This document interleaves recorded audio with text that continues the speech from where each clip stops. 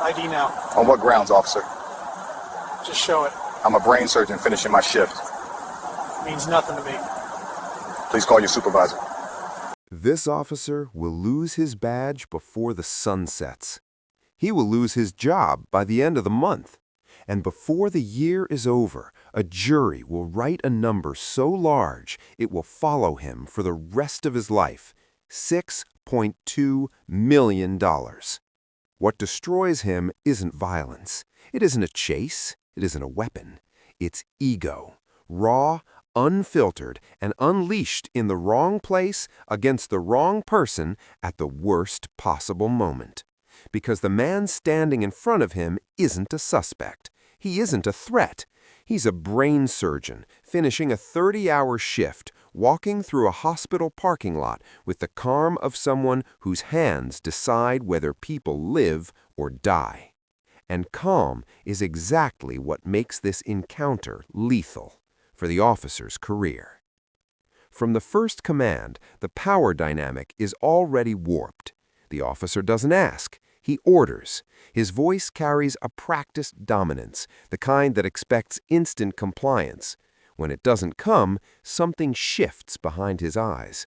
His authority has been questioned. That's the first fracture. This is dangerous because policy gives officers discretion, but courts punish contempt, and contempt is already bleeding through his tone. The surgeon doesn't raise his voice. He doesn't insult. He doesn't posture. He does something far more threatening. He stands still. Stillness unnerves insecure authority. The officer leans in, shoulders squared, boots planted wider than necessary. His jaw tightens as the man explains, quietly, that he's done nothing wrong, that he's simply leaving work. The badge doesn't like that answer. ID, now. That word, now, isn't about identification. It's about obedience. And when the surgeon doesn't immediately reach for his wallet, the officer's patience collapses into suspicion. Not reasonable suspicion, personal suspicion. This is the second career-threatening moment. Because the law doesn't care about an officer's feelings, it cares about articulable facts. And right now, the only thing driving this stop is wounded pride. The surgeon introduces himself as a physician, not to elevate himself, but to explain urgency. His voice remains even, controlled, almost clinical. He has delivered worse news to families without trembling. The officer hears something else. He hears challenge. Means nothing to me. There it is, the line that seals the narrative, the moment where professionalism gives way to something predatory. The officer isn't enforcing the law anymore. He's enforcing himself. This is where lawsuits are born. Every second after this compounds liability. The surgeon suggests a supervisor, not sarcastically, not aggressively. He offers the institutional escape hatch, the off-ramp that could save the officer's career. And the officer slams it shut. Don't tell me how to do my job. This moment is radioactive. Courts love this sentence. Internal Affairs loves it even more. It signals retaliatory enforcement, the idea that the stop is no longer about public safety, but about punishing defiance. The surgeon doesn't flinch. His dignity becomes armor. His calm becomes a mirror reflecting the officer's instability back at him. I know my rights. Those 4 words are gasoline. The officer's breathing changes, shorter, sharper. His hand hovers closer to his belt, not because he's afraid, but because dominance has to be reasserted physically when it fails verbally. This is the third and most dangerous inflection point, because now any action he takes will be interpreted through one lens: ego-driven escalation. The hospital lights hum behind them. Ambulances move in the distance. This is sacred ground, where authority is supposed to be restrained, not performative. Jurors understand that. Judges understand that. And the officer should, but doesn't. Last chance. That phrase is pure threat. No legal basis, no explanation, just pressure. The surgeon doesn't respond with fear. He responds with a question. Or what? That single syllable detonates the encounter. In that instant, the officer is no longer thinking about policy, training, or consequences. He's thinking about winning, about not losing face in an empty parking lot. That's why this moment is career-ending, because policing isn't about winning arguments, it's about surviving scrutiny, and scrutiny is coming. The officer's radio crackles. A tone shift, a flag, a supervisor notification blinking quietly on the screen. The system has noticed. And as the officer opens his mouth to escalate further, unaware that everything he's done now is already being logged, reviewed, and preserved, the balance of power begins to tilt. The radio tone is soft, but it lands like a verdict. Not loud enough to interrupt, not urgent enough to justify force, just present enough to remind the officer that this moment is no longer private. And that's the problem, because everything the officer has done up to now only works in isolation, when no one else is watching, when the narrative can be shaped later with confident language and selective memory. But radios don't forget, body cams don't blink, and supervisors don't appreciate surprises that turn into settlements. The surgeon hears the tone too. He doesn't react. He doesn't smile. He doesn't look relieved. That restraint matters, because the most dangerous thing for an aggressive officer isn't a hostile suspect, it's a composed one. Calm strips away justification. Calm exposes intent. Calm forces the question every investigator will ask later. Why did this escalate? The officer shifts his weight. His authority suddenly feels heavier, less fluid. He repeats the command, but now it sounds rehearsed, like he's building a record instead of enforcing a law. Sir, you're refusing a lawful order. That word lawful is doing a lot of work, too much work, and none of it convincingly. The surgeon finally moves, slowly, deliberately, not towards his wallet, towards his phone. The officer stiffens. What are you doing? I'm calling hospital security and legal. He doesn't say it as a threat, he says it as a checklist item, like someone who lives in systems, not emotions. This is the fourth career danger moment, because once lawyers enter the room, everything rewinds, tone is dissected, language is slowed down, intent is inferred, and officers who escalate without cause don't get the benefit of doubt, they get timelines. The officer steps closer, invading space that doesn't belong to him. His voice drops, trying to reclaim control through proximity. You don't get to make calls right now. That sentence will cost him everything, because there is no detention, no arrest, no articulated crime, and yet he's restricting movement and communication. That's not command presence, that's unlawful restraint. The surgeon looks at him for the first time.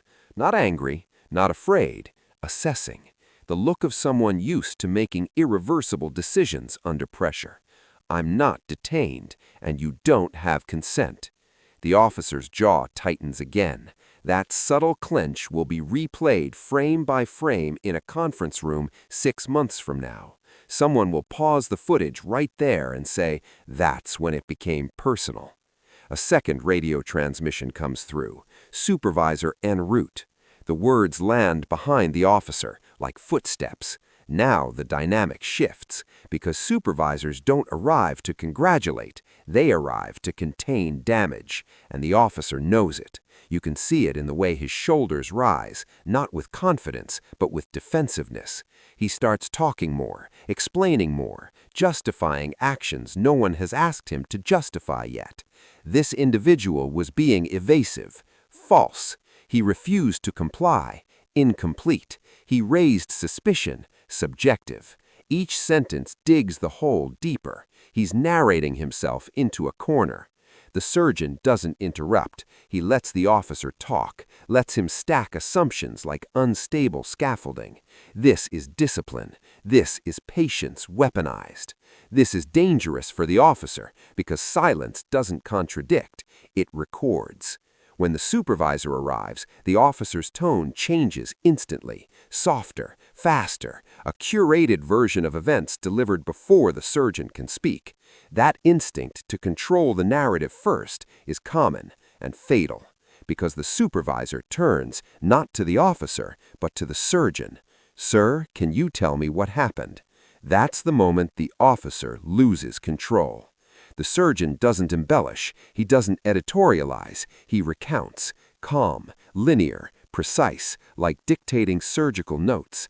Every unnecessary command, every dismissive response, every escalation without cause. The supervisor listens, nods, glances once, just once, at the officer. That glance says everything. This is now an administrative issue. The supervisor asks a single question that ends the encounter. "What crime did you suspect?" The officer hesitates. Hesitation is honesty leaking out. He mentions loitering, then attitude, then officer safety. None of it lands, none of it connects to reality. The supervisor exhales through his nose. The surgeon is told he's free to go. No apology, not yet. That will come later, typed, reviewed, and signed by a city attorney.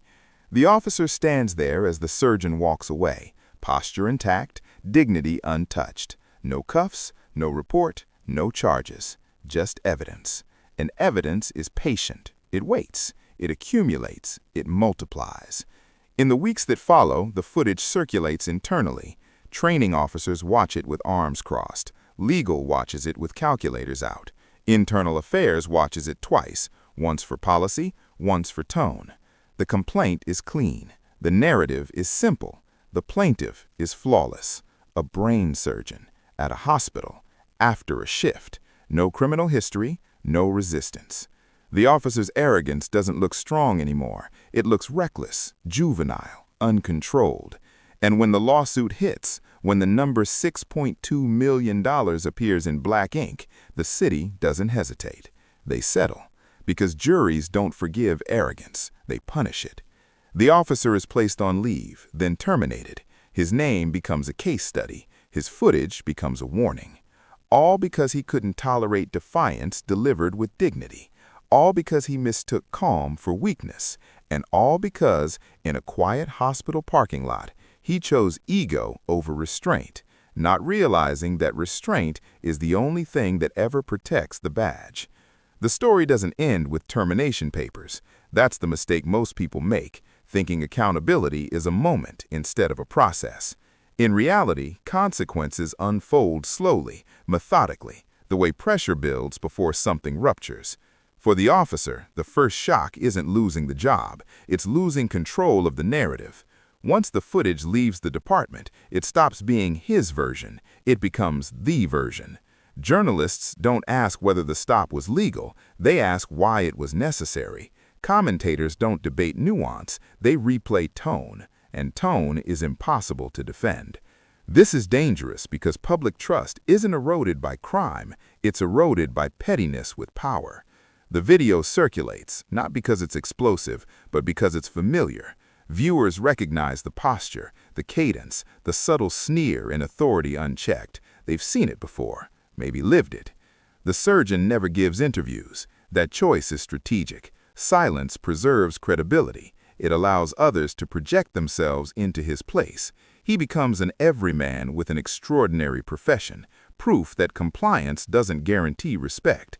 That's when the city realizes the scope of the damage. Civil attorneys break the footage down second by second, not to find malice, but to prove recklessness. They chart escalation curves. They highlight the absence of probable cause. They isolate the moment the officer blocked the phone call. That frame becomes an exhibit. This matters because juries don't need villains. They need patterns. And the pattern here is unmistakable. Authority reacting emotionally to defiance. Depositions begin. The officer sits under fluorescent lights, answering questions without a badge to buffer him. The confidence that once filled his voice evaporates under precision questioning. He's asked why he demanded ID. He references training. They ask him to cite the statute. He can't. That gap, the space between confidence and competence, is where careers collapse. Opposing counsel doesn't raise their voice. They don't accuse. They let the officer speak. Every justification contradicts the last. Every explanation drifts further from the footage. This is the fifth career-ending danger: over-explaining. Because when someone is lying, they simplify. When someone is rationalizing, they elaborate. The city settles not out of guilt, but out of math. Trial risk is too high. The plaintiff is too clean. The footage is too calm. Jurors will see themselves in the surgeon and see the officer as someone who could have been stopped by nothing but restraint. $6.2 million buys silence, not absolution. Internally, the department changes policy language. Externally, they deny systemic issues. But quietly, training academies begin showing the video. Spot the mistake, instructors say. Recruits shift uncomfortably in their seats as the officer's voice sharpens on screen. They recognize the impulse, the urge to assert, the fear of losing control. That's why this footage is lethal, not because it shows brutality, but because it shows temptation. Temptation to use the badge as an ego amplifier.